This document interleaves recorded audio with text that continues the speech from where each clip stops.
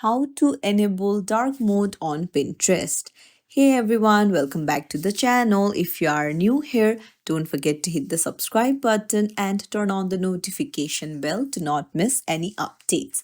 So, do you want to use Pinterest in dark mode to reduce eye strain and save battery? Then you're in the right place. In this video, I'll show you how to enable dark mode on Pinterest in just few simple steps. But before we start, let me tell you that Pinterest does not have its in app dark theme, but it follows the system default theme. So you need to change your device's settings to dark mode, and then Pinterest will automatically change to dark mode. So here now you can see that Pinterest is in light mode. Now you need to head over to settings and then go to display and brightness. Now switch to dark.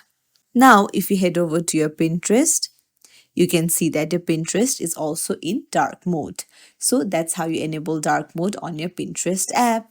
If you found this tutorial helpful, don't forget to hit the subscribe button and like and share our video for more tips and tricks. Thank you for watching.